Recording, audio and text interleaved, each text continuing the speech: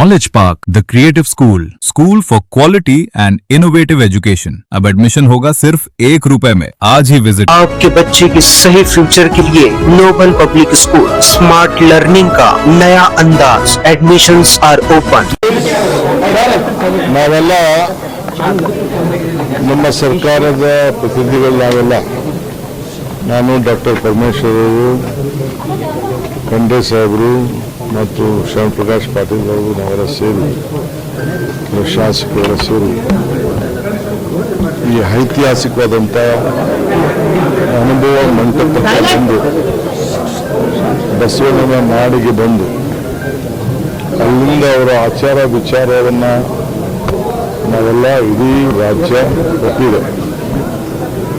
ಅದಕ್ಕೋಸ್ಕರ ನಾವು ಬಸವಣ್ಣವರು ನಮ್ಮ ಸರ್ಕಾರ ಸಾಂಸ್ಕೃತಿಕ ನಾಯಕ ಅಂತೇಳಿ ನಾವು ಘೋಷಣೆ ಮಾಡಿದ್ದೇವೆ.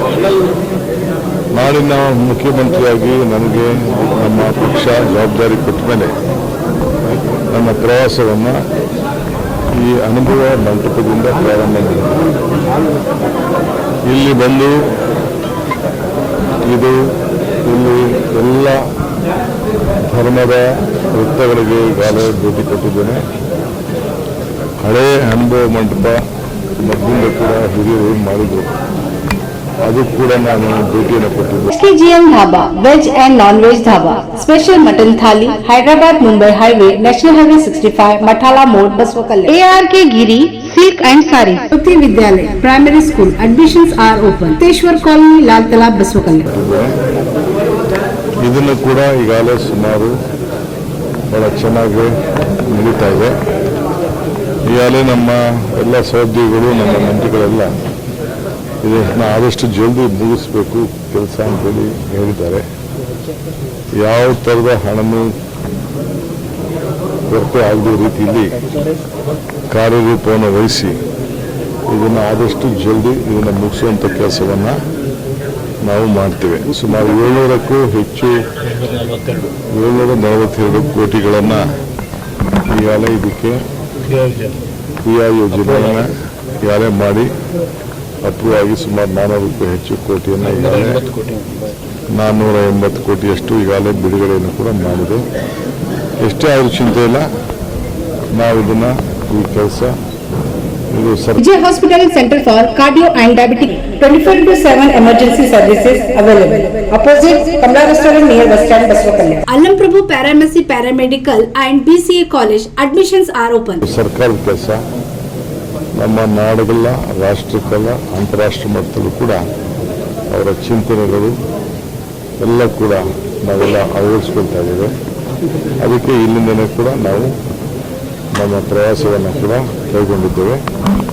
ಅದರಿಂದ ಬಸವಣ್ಣವರ ತತ್ವಗಳನ್ನು ನಾವು ಪ್ರಚಾರ ಮಾಡಲಿಕ್ಕೆ ಅವರಿಗೆಲ್ಲರೂ ಕೂಡ ಜನರಿಗೆ ನೆಮ್ಮದಿ ಶಾಂತಿ ಎಲ್ಲ ಸಿಗುತ್ತೆ.